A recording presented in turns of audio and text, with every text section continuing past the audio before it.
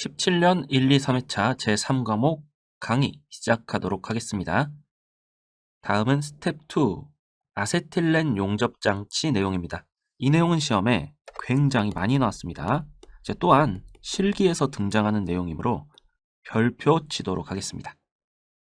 아세틸렌 용접장치에서 이 아세틸렌이라는 것은 가연성 기체로 C2H2의 화학식으로 나타냅니다. 그래서 오른쪽에 나와 있는 이 그림에서 C2H2로 쓰여 있는 이 가스 용기에 들어있는 것이 아세틸렌이 되겠고요. O2는 우리 다들 알고 있죠. 산소죠, 산소. 그래서 아세틸렌과 산소를 섞어서 용접하는 것을 아세틸렌 용접 장치라고 합니다. 그럼 이러한 아세틸렌 용접 장치를 사용할 때 준수사항들 총 6가지가 있는데 다 시험에 나왔던 보기들이기 때문에 차근차근 보도록 하겠습니다. 먼저 첫 번째, 아세틸렌 발생기에서 발생기라는 것이 있다는 것이죠. 발생기에서 5m 이내 또는 발생기가 들어있는 발생기실에서 3m 이내 장소에서는 흡연을 하면 안 된다라고 했습니다. 앞서서 아세틸렌이라는 것은 가연성 기체다라고 했죠. 가연성이라는 것은 폭발할 수 있다라는 뜻입니다. 그런 것 주변에서 흡연을 하면 안 되겠죠. 그래서 흡연을 하면 안 되는 것은 당연한데 이때 시험에 나오는 것은 이 거리 있죠. 거리를 시험에서 물어봅니다. 그래서 발생기에서는 5m 이내, 그리고 발생기가 들어있는 발생기실에서는 3m 이내 거리를 두고 흡연 행위를 금지시킨다 라고 정리하시면 되겠습니다. 다음은 아세틸렌 용접 장치를 사용하여 용접 작업을 할 경우에는 게이지 압력이 127kPa를 초과하는 아세틸렌을 발생시켜서는 안 된다라고 했습니다. 얼마를 초과하면 안 된다고요? 127kPa를 초과하면 안 된다. 다음은 아세틸렌 용기는 세워서 사용한다라고 했습니다. 용기는 세워서 사용. 그 이유는 이렇게 눕혀놓게 되면 충격을 받을 수 있는 범위가 넓어지죠. 만약에 아세틸렌 이 용기를 운반한다고 해보겠습니다. 이 트럭 짐칸에 이렇게 눕혀놨을 경우엔 충격을 많은 곳에서 받게 돼요. 그래서 세워서 운반을 해야 되고 보관할 때도 세워서 보관을 해야 되겠습니다. 그래서 세워서 사용을 한다. 다음은 아세틸렌 용접 장치에 대하여는 일반적으로 각 취관마다 용접 시 역류를 방지하기 위한 안전기를 설치하여야 한다라고 했습니다. 각 취관마다 안전기를 설치한다. 기억하고요. 아세틸렌 용접 장치의 안전기는 가스용기와 발생기가 분리되어 있는 경우 발생기와 가스용기 사이에 설치한다라고 했습니다. 만약에 이 아세틸렌과 발생기가 같이 있다라고 하면 그냥 안전기를 설치하면 되는데 발생기가 아세틸렌과 떨어져 있다라고 하면 이 사이에 안전기를 설치를 해야 된다라는 말이 되겠습니다. 그래서 분리되어 있는 경우에는 발생기와 가스용기 사이에 안전기를 설치한다. 6번, 역화가 일어나면 산소 밸브를 먼저 잠그고 아세틸렌 밸브를 잠근다라고 했습니다. 아세틸렌은 이 산소가 없으면은 점화할 수가 없습니다. 그렇기 때문에 점화 원이 되는 이 산소를 먼저 끊어버리고 그 다음에 아세틸렌 밸브를 잠가서 아세틸렌을 끊어야겠습니다. 그래서 먼저 산소 밸브를 잠그고 그 다음 아세틸렌 밸브를 잠근다. 암기하도록 하겠습니다. 다음은 아세틸렌 발생기실 설치 시 준수사항입니다. 아세틸렌 발생기실이라는 것은 이 아세틸렌을 발생시키는 발생기를 넣어놓는 공간이겠죠. 그래서 이 발생기실 설치 시 준수사항 6가지가 있습니다. 이 내용도 시험에 그대로 나왔던 보기들이니까 중요한 내용 위주로 정리해 보도록 하겠습니다. 먼저 1번, 벽은 불연성 재료로 한다라고 했습니다. 화재가 났을 때 타지 않도록 벽은 불연성 재료로 한다. 상식적인 내용이 되겠고요. 철근 콘크리트 또는 그 밖에 동등한 강도를 가진 것으로 한다 라고 했습니다. 튼튼하게 만들어야 된다라는 것이죠. 다음은 지붕과 천장에는 얇은 철판이나 가벼운 불연성 재료를 사용한다라고 했습니다. 자, 지붕, 천장은 위에 있는 것이죠. 무너져 내리면 안 되기 때문에 얇은 철판처럼 가벼운 것을 사용을 하는데, 또 불에 타면 안 되기 때문에 불연성 재료를 사용해야겠습니다. 자, 그럼 만약에 지붕과 천장을 철근 콘크리트로 한다라고 하면 불연성 재료가 맞긴 하겠지만 가볍지가 않죠. 무겁죠. 자, 그렇기 때문에 잘못된 내용이 되겠고요. 얇은 철판처럼 가벼운 재료를 사용해야 된다라고 정리하도록 하겠습니다. 다음은 3번.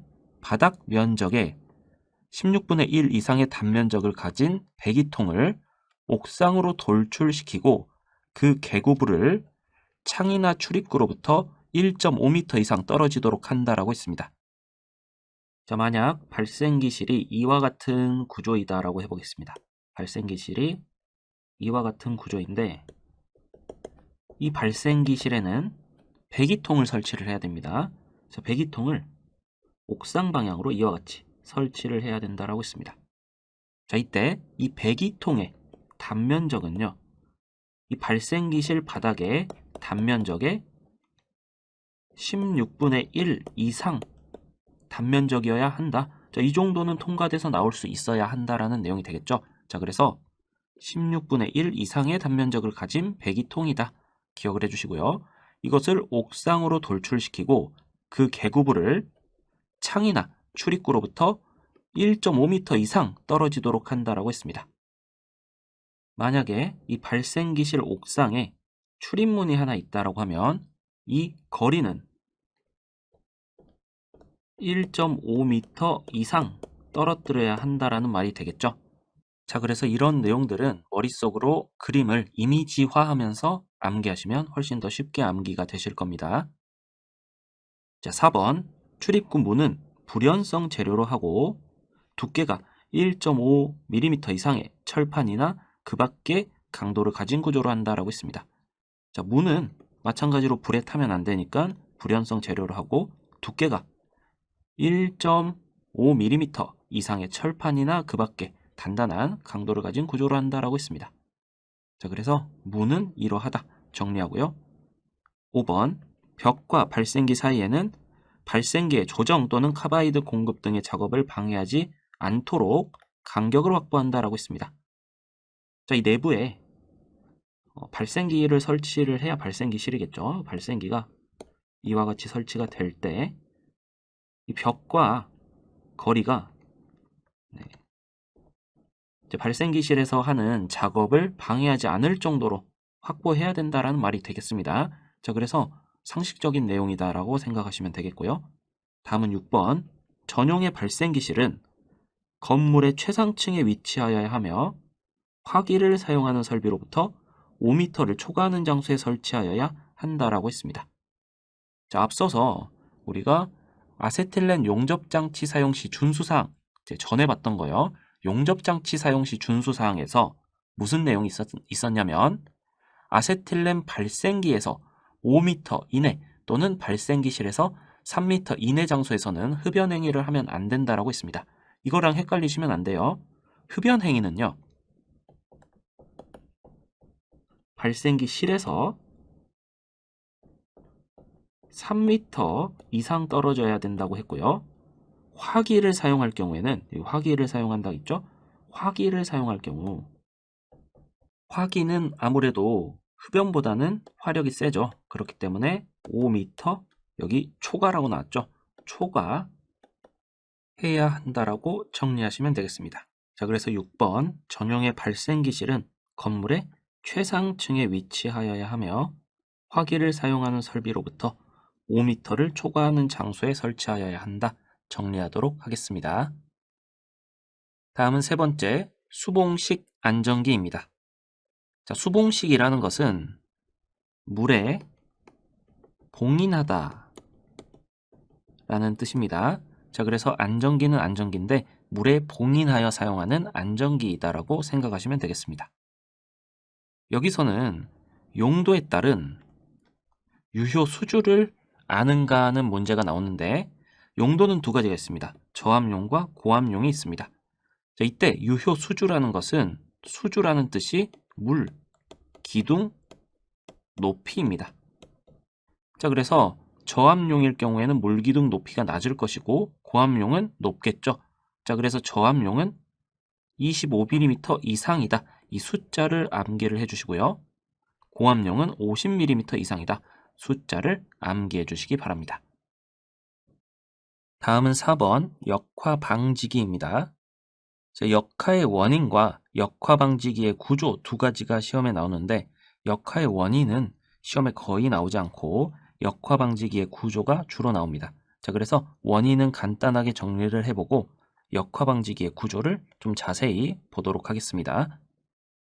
먼저 역화라는 것이 무엇인지부터 한번 볼 텐데, 자, 역화라는 것은 반대로 불이 붙는 현상을 말합니다. 자, 아세틸렌 용접 장치에서 토치 끝으로 불이 이렇게 나와야 되는데 이 불이 만약에 반대로 붙어버리면 폭발의 위험성이 있겠죠. 자, 그래서 역화를 방지해주는 역화 방지기가 필요하겠습니다. 자, 그럼 그때 이 역화가 발생하는 원인은 첫 번째, 산소 공급의 과다, 두 번째, 토치 성능의 부실, 세 번째, 압력 조정기 고장, 네 번째, 토치 탭에 이물질이 묻은 경우, 이렇게 네 가지 경우가 있겠습니다. 자, 간단하게만 정리하시고요. 두 번째, 역화 방지기의 구조 보도록 하겠습니다. 기억, 역화 방지 후 복원되어 계속 사용할 수 있는 구조여야 한다. 즉, 재활용이 가능해야 한다라는 말이죠. 만약에 한 번 쓰고 폐기한다 라는 말이 나오면 잘못된 내용이 되겠습니다. 자, 재활용이 되어야 한다. 자, 두 번째는 다듬질 면이 매끈하고 사용상 지장이 있는 부식, 흠, 균열 등이 없어야 한다. 당연한 내용이 되겠죠. 자, 세 번째는 가스의 흐름 방향은 지워지지 않도록 돌출 또는 각인하여 표시하여야 한다라고 했습니다. 역화 방지기가 이와 같이 생겼을 때 가스의 흐름 방향이 오른쪽이라면 이 오른쪽 방향이다라는 표시를 각인 또는 돌출하여 언제든지 볼 수 있도록 해야 된다라는 말이 되겠습니다. 마지막 리을, 소염 소자는 금망, 소결금속, 스틸, 울, 다공성 금속물 또는 이와 동등 이상의 소염 성능을 갖는 것이어야 한다라고 했습니다. 자, 소염 소자라는 것은 소염, 불을 꺼주는 소자를 말합니다. 자, 이때 소염 소자로는 금망, 소결금속, 스틸울, 다공성 금속물 등이 있는데 다른 재료를 사용하더라도 소염 성능이 확실한 것을 사용해라 라는 말이 되겠습니다. 다음은 스텝 3, 프레스 및 전단기 방호장치 내용입니다. 이 내용은 시험에 굉장히 많이 출제되었고 또 실기에서도 등장하는 내용입니다. 자, 그래서 별표 하나 치도록 하겠습니다. 자, 우리가 앞서서 프레스 및 전단기 방호장치 중에 한 가지를 배우고 왔습니다.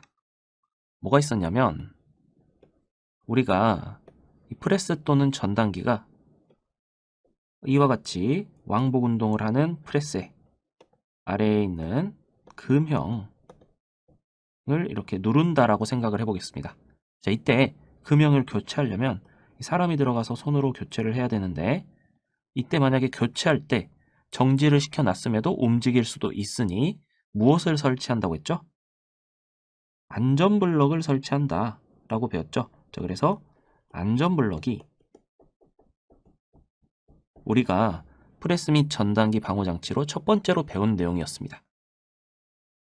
자, 이제부터 5가지의 방호장치를 배울 텐데 이 방호장치들도 전부 프레스 및 전단기에서 사용하는 방호장치다 라고 생각하시면 되겠습니다.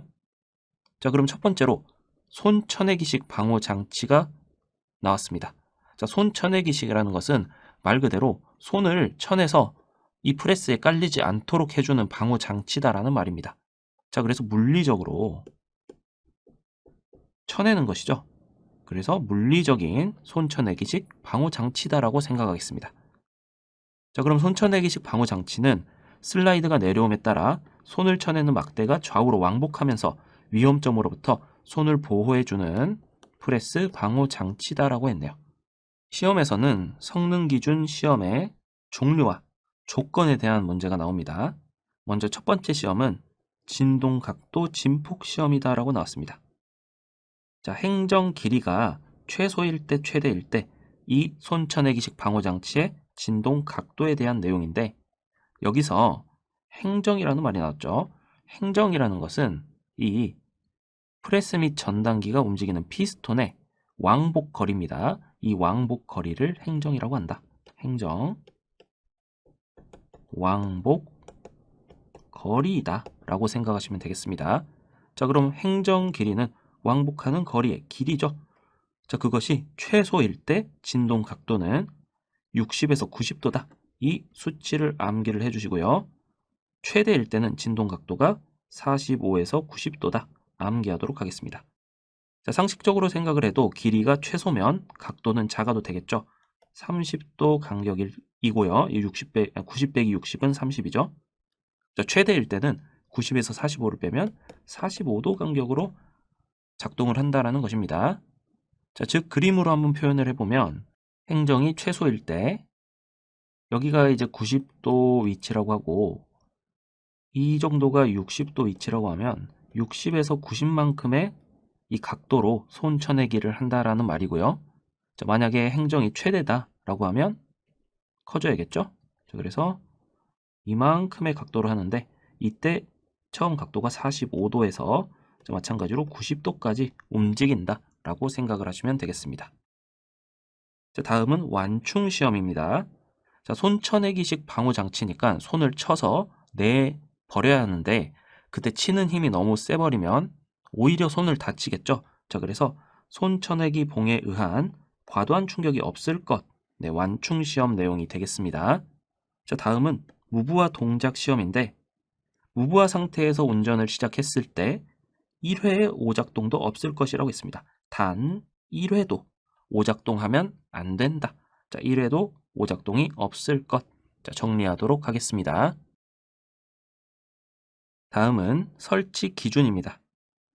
자, 첫 번째, 슬라이드 하행 거리의 3분의 4 위치에서 손을 완전히 밀어내야 한다라고 했습니다. 이때 4분의 3이네요. 4분의 3 위치라는 4분의 3의 숫자를 암기해 주시기 바랍니다. 다음은 손쳐내기 봉의 길이를 금형의 높이에 따라 조정할 수 있고 진동폭은 금형폭 이상이어야 한다라고 했습니다. 자, 조정할 수 있어야 되는 것은 당연한 내용이 되겠고요. 진동폭은 왔다 갔다 하는 각도 말고 이 폭이 몇 밀리미터냐라는 것은 금형폭 이상이어야 한다라고 했습니다. 이 폭이 금형보다 작아버리면 이 닿지 않는 곳에서는 깔릴 수가 있겠죠. 자, 그렇기 때문에 금형폭보다 커야 한다, 이상이어야 한다, 암기하도록 하고요. 방호판의 폭은 금형폭의 2분의 1 이상이어야 한다. 자, 방호판이라는 것은 손쳐내기식 방호 장치가 이런 파리채처럼 생겼다고 하면 이때 이 폭을 의미하겠습니다. 이 폭은 금형폭의 2분의 1 이상이어야 한다. 다음은 리을, 행정 길이가 300mm 이상인 프레스 기계에는 방호판 폭을 300mm로 해야 한다라고 했습니다. 행정 길이가 300mm 이상일 경우엔 방호판 폭을 300mm로 해야 한다. 자, 마지막 미음, 손쳐내기 봉은 손 접촉 시 충격을 완화해야 한다. 앞서서 배웠죠? 완화할 수 있는 구조여야 한다. 다음은 7번 보일러 내용입니다. 이 내용은 시험에 자주 나왔고요. 실기에서도 나옵니다. 실기에서도 나오니까 별표 하나 치도록 하겠습니다. 자, 먼저 보일러 방호장치 및 부품이라는 내용 나왔습니다. 우리가 앞서서 이 보일러 방호장치는 암기했습니다. 어떻게 암기했죠? 화, 력, 고라고 해서 암기한 거 기억나시나요? 화는 뭐였죠? 화염, 검출기였습니다. 력은 압력, 제한, 스위치. 자, 그리고 압력 들어가는 것도 하나 있었죠? 압력은 압력, 방출, 장치였습니다. 자, 그리고 고는 고저 수위, 조절, 장치라는 내용이 있었습니다. 앞서서는 이 방호장치들의 이름만 암기를 했는데, 자, 이번에는 이 방호장치들이 어떤 방호장치들인지 한번 보도록 하겠습니다. 자, 먼저 압력 제한 스위치가 있습니다. 자, 압력 제한 스위치는 어떨 때 사용을 하냐면 보일러의 과열을 방지하기 위하여 사용을 하고요. 최고 사용 압력과 상용 압력 사이에서 보일러 버너 연소를 차단하여 정상 압력으로 유도하는 방호 장치가 압력 제한 스위치입니다. 압력을 적정선으로 제한한다라는 의미가 있는 것이죠. 자, 그래서 제가 체크해드린 키워드로 암기를 해주시면 되겠습니다. 과열을 방지하고 정상 압력으로 유도하는 것이 압력 제한 스위치이다. 자, 두 번째는 고저 수위 조절 장치입니다. 자, 보일러 수위가, 자, 수위라는 것은 물의 높이죠. 물의 높이가 이상 현상으로 인해 위험 수위로 변하면 작업자가 쉽게 감지할 수 있도록 경보등 경보음을 발하고 자동적으로 급수 또는 단수되어 수위를 조절하는 것이 고저 수위 조절 장치입니다. 자, 수위가 이상해졌다, 위험 수위가 되었다라고 하면 경보등 경보음 발생시킨 후에 급수 또는 단수하여 수위를 조절하는 것이 고저 수위 조절 장치이다. 정리하시면 되겠습니다.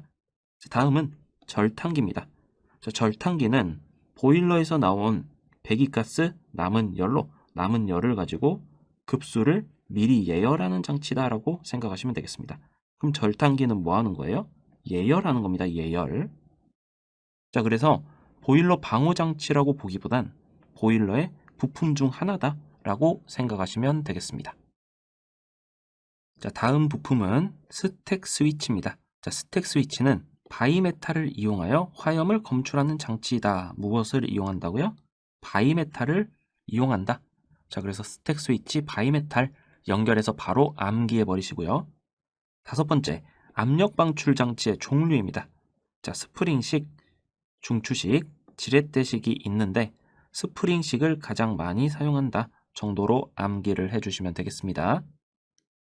자, 그래서 시험에서는 압력 방출 장치의 종류로 옳지 않은 것은 물어봅니다. 그래서 스프링, 중추식, 지렛대식 말고 다른 거 하나 딱 골라주면 되는 문제가 나오겠습니다. 18년 1, 2, 3회차 제3과목 강의 시작하도록 하겠습니다. 먼저 스텝 1, 산업용 로봇의 작업 시작 전 점검 사항입니다.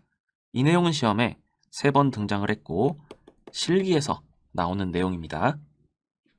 말 그대로 산업용 로봇을 이용하여 작업을 하려고 할 때 작업을 시작하기 전에 점검할 사항들 3가지가 나와 있습니다.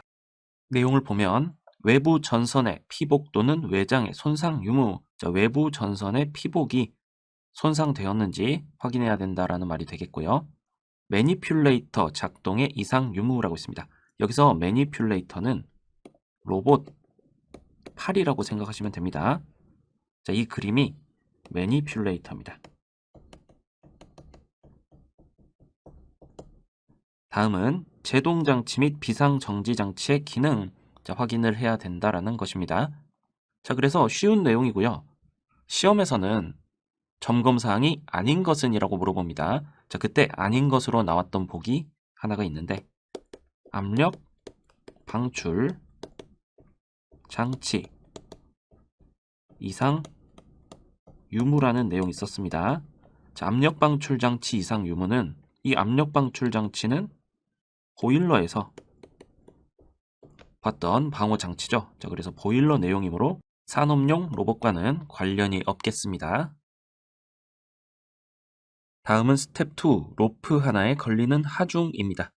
이 내용은 시험에 4번 등장을 했고 실기에서 또 등장을 하는 내용입니다. 자, 그래서 별표 하나 치도록 하겠습니다.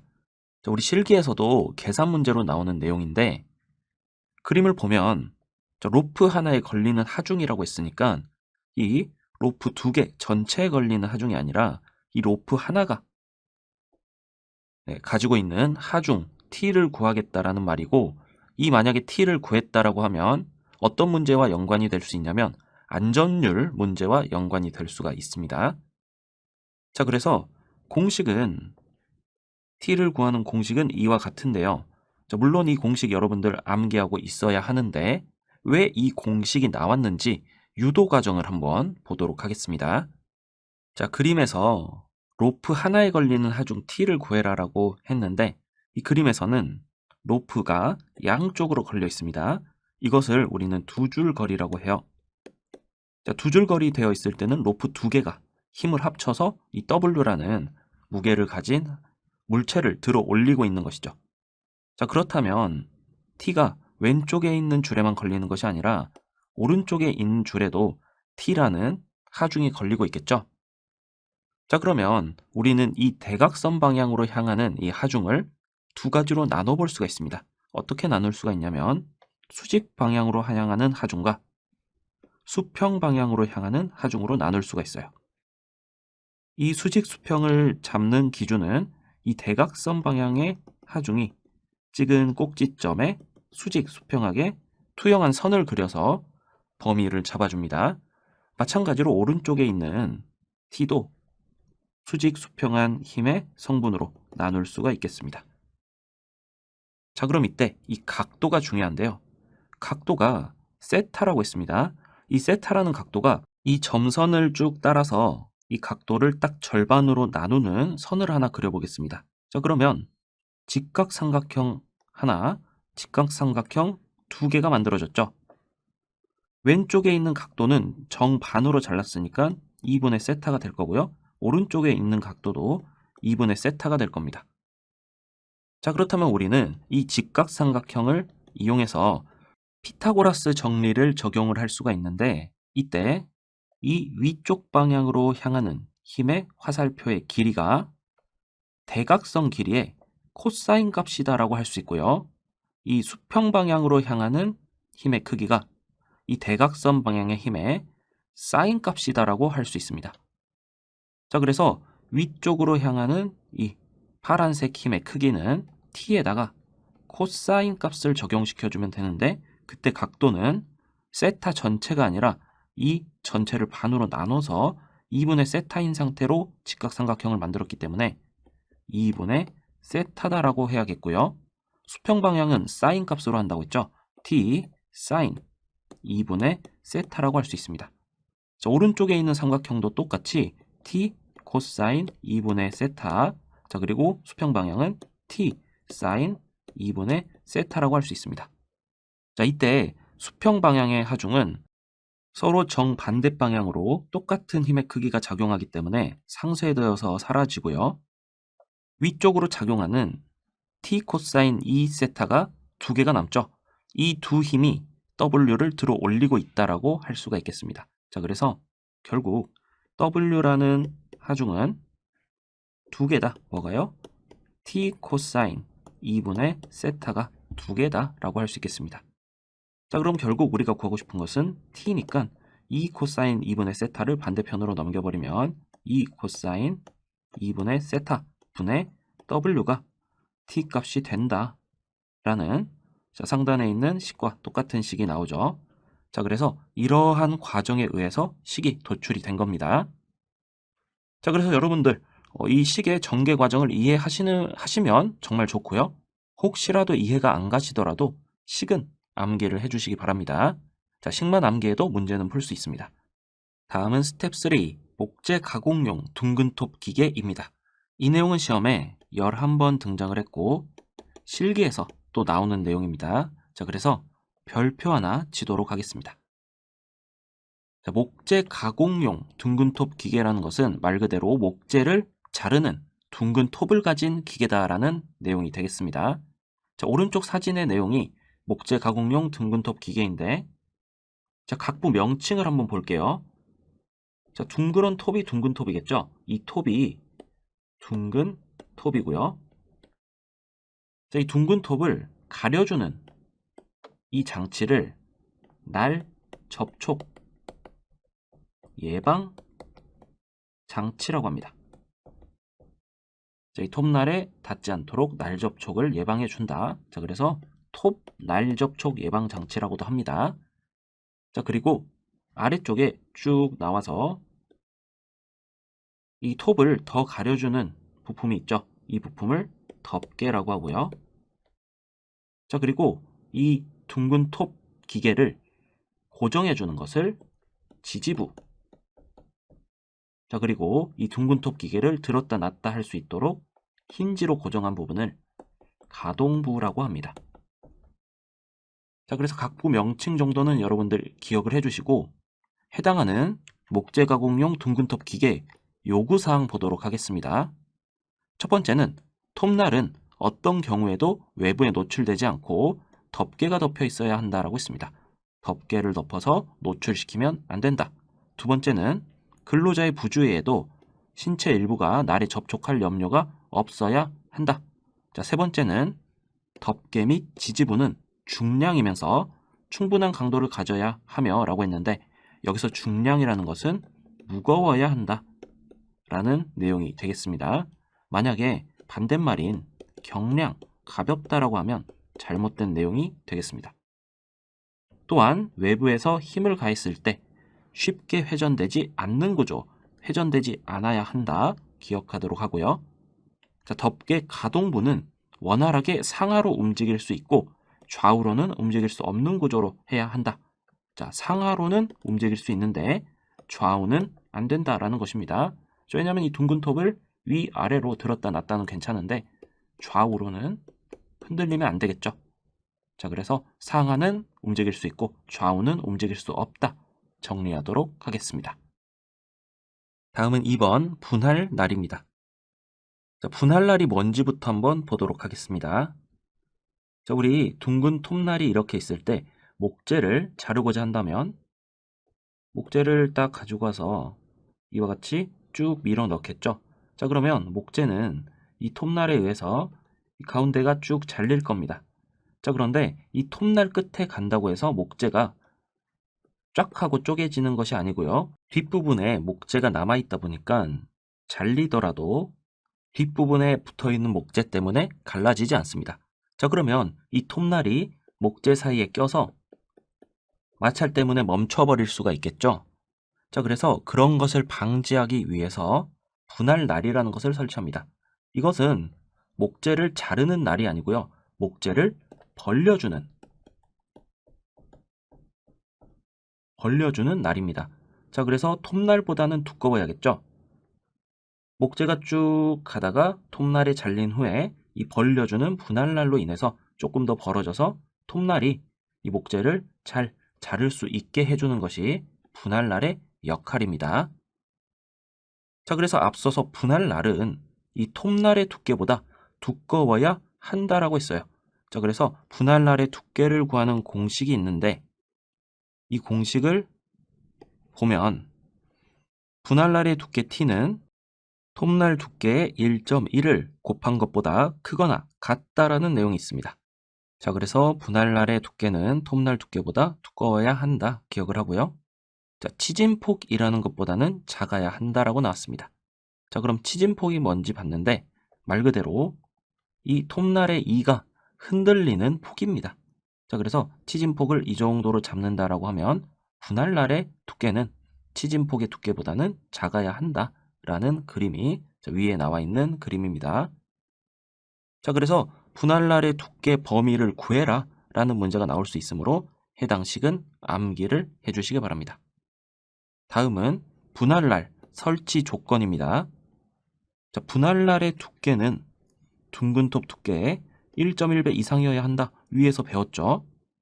두 번째는 견고히 고정할 수 있으며 분할날과 톱날 원주면 거리는 12mm 이내로 조정 및 유지할 수 있어야 한다라고 했습니다.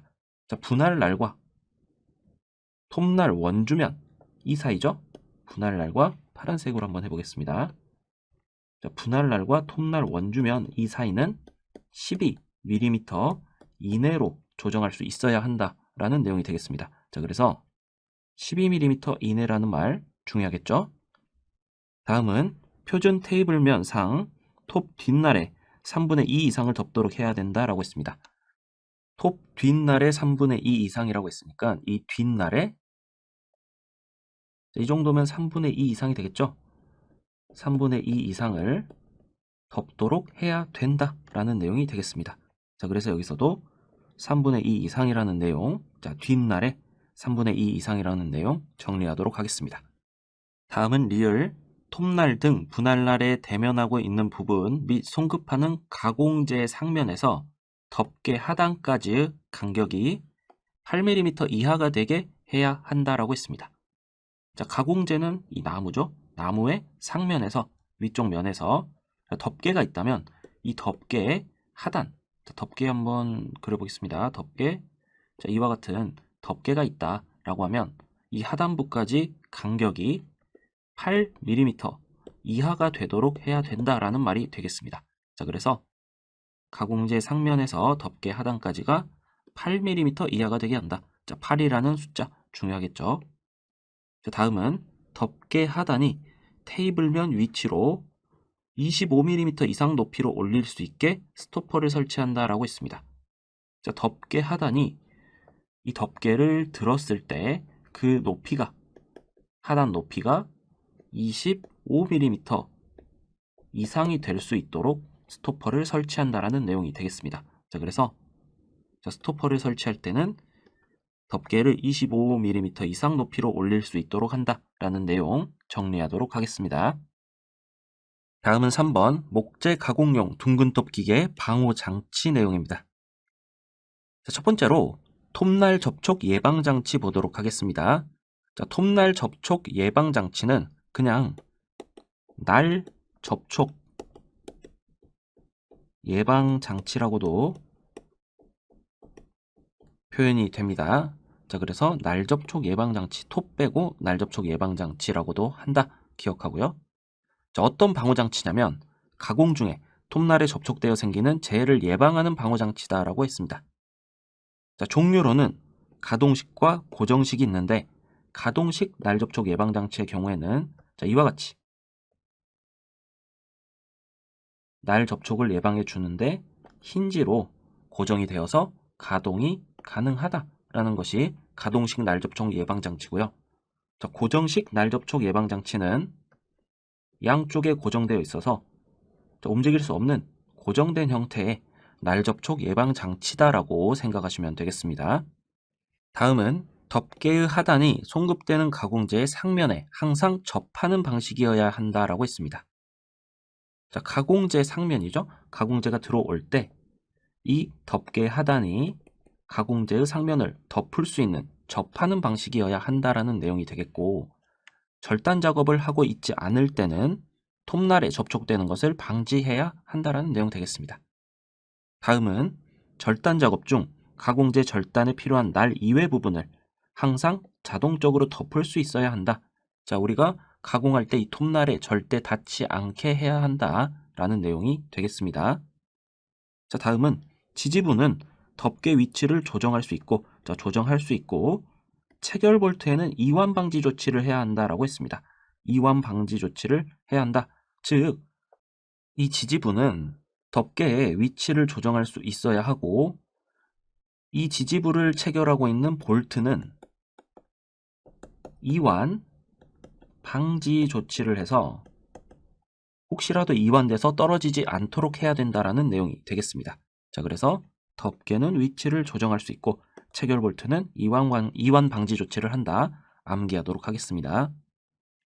자, 보조 덮개는 톱날이 보이게 부분적으로 가려진 구조여야 한다라고 했습니다. 자, 톱날을 아예 가려버리면 안 되고요.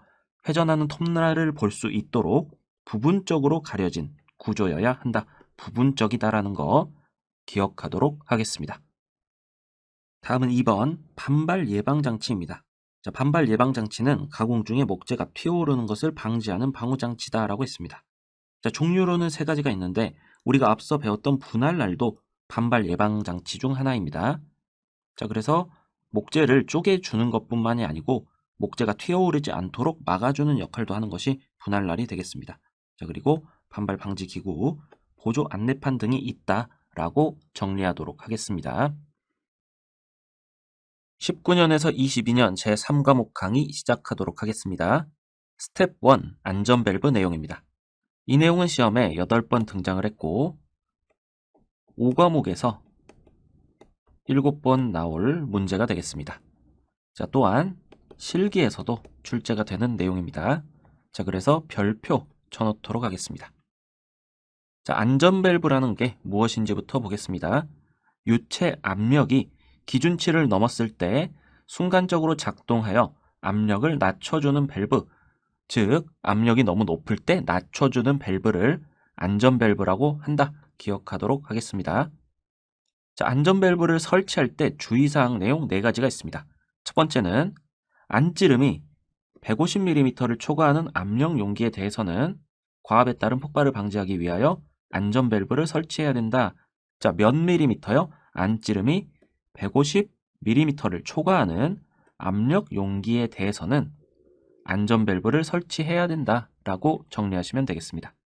두 번째는 급성 독성 물질이 지속적으로 외부에 유출될 수 있는 화학 설비 또는 부속 설비에는 안전 밸브를 어떻게 설치한다고 나왔죠? 직렬로 설치한다라고 했습니다. 급성 독성 물질 유출이 될 수 있는 경우 안전 밸브를 직렬로 설치한다. 자, 그리고 그 사이에는 직렬로 설치한 사이에는 압력 지시계 또는 자동 경보 장치를 설치한다. 자, 그래서 압력 지시계와 자동 경보 장치 설치한다라는 내용까지 암기해 주시면 되겠습니다. 다음은 안전 밸브는 보호하려는 설비의 최고 사용 압력 이하에서 작동되도록 해야 한다라고 했습니다. 자, 최고 사용 압력 이하에서 작동된다. 기억하도록 하겠습니다. 자, 안전 밸브의 배출 용량은 작동 원인에 따라 각각의 소요 분출량을 계산하여 가장 큰 수치를 배출 용량으로 한다. 자, 무슨 수치요? 가장 큰 수치를 배출 용량으로 한다. 라고 정리하도록 하겠습니다. 다음은 2번 안전 밸브 또는 파열판의 설치입니다. 자, 파열판이라는 내용이 새롭게 나왔습니다.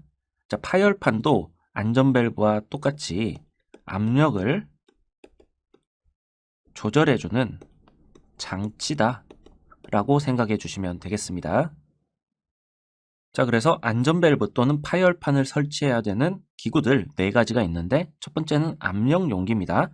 압력 용기는 앞서서 우리가 안찌름이 몇 밀리미터 이상인 경우에 설치한다고 했죠?